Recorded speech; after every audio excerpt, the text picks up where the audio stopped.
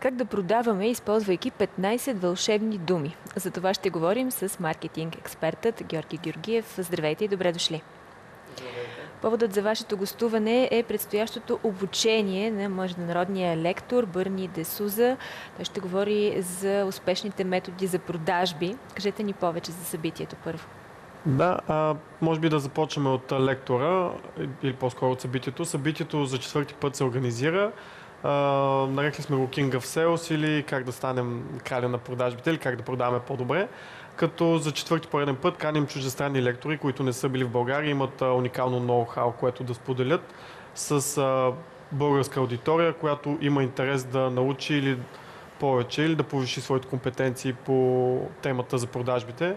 Как да продава повече, как по-лесно да затваря сделки, как по-лесно да протичат или по-добре срещите с клиенти. Съответно и личностите, и компаниите имат интерес от това нещо, така че интересът е доста сериозен. Затова се организира и четвъртото издание.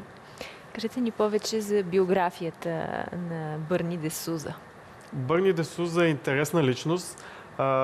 Успял е да напише няколко бестселъра в областта на продажбите.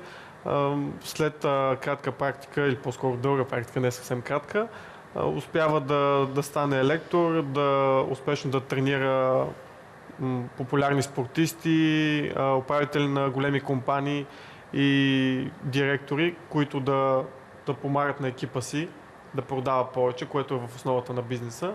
Успява е да достигне до нивото на Робърт Кюсаки, на Алън Пис, с които не веднъж е бил на една сцена, водейки лекции. Това привлече и нашия интерес. Опитваме се да вдигаме с всяко следващо събитие летвата и все по-интересни лектори да идват.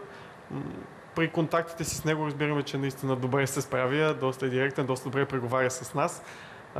Доста добре структурирана лекцията му и конкретни цели е задал за обучението си, така че очакваме да Кои са по-интересните акценти? Казахме 15 вълшебни думи. Да, всъщност на 14 май ще е събитието, да спомена. Тогава ще се проведат две обучения в рамките на един ден. Това са как да продаваме на 4 типа личности и как да продаваме използвайки 15 вълшебни думи. Това е сладкодумно казано. Това са, да кажем, 15 думи, които спомагат за вземането на решение на обратната страна. По-интересните акценти са това как по-лесно да затваряме сделка, как по-лесно при студен контакт, при първоначален контакт по-бързо да се сближаваме с клиентите си, по-бързо да намираме общ език, което ще ни спомогне в последствие да продаваме по-добре или да се разбираме по-добре и от двете страни да има печеливша страна. Друг интересен акцент е 5 нива на затваряне на продажбите. Събитието е доста конкретно за продажби и Бърни ще говори точно за това как да се установи контакт между нас и клиента и как по-лесно да стигнем до успеха помежду. Това ли е, което липсва, когато говорим за маркетинг специалисти на българския пазар, контакта с клиента, и това ли е начинът да преборим конкуренцията? Това е един от начините. Оказва се, че продажбите, съдейки по интереса и след като се задълбочихме в сферата, това е една от основите на бизнеса, особено на някои типове бизнес. Кои, например? Например, всички бизнеси, които продават помежду си, бизнес то бизнес или бизнес то клиенти. Когато има връзка между клиент, между продавач и купувач, в България малко да продаваш или да ти продават е малко мръсна дума продажбите, но фактически има двете страни се опитват да стигнат до взаимно изгодна сделка, да го кажем, и целта и на компанията, и на клиента е да достигнат до такава взаимно изгодна сделка.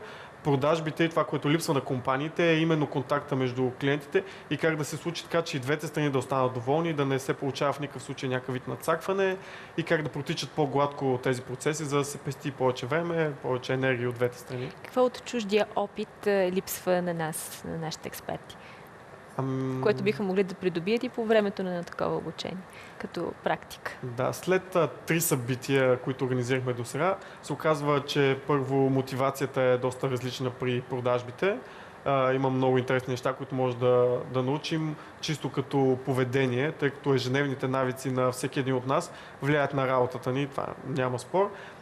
И има много неща в ежедневието ни, които са наложени от културата, които влияят на работата ни, като при връзката с клиенти. Това е една от темите, които може много да се получим от чужденци, като Бърни.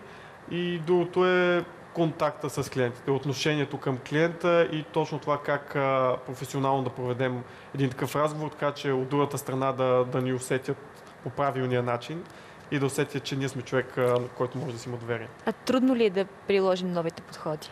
Вашите наблюдения какви са? Не е трудно като човек, който се занимава постоянно с партньори, с клиенти по край събитията.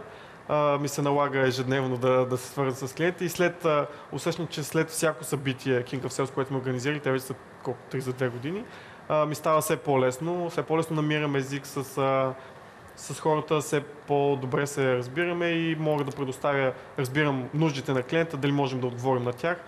И усещам, че има смисъл. Все повече компании, голяма част от фирмите са ни постоянни клиенти, явно и те го усещат. На 14 май казахме вече събитието. Има ли заявен интерес и с това да приключим разговор? Има силен интерес, да.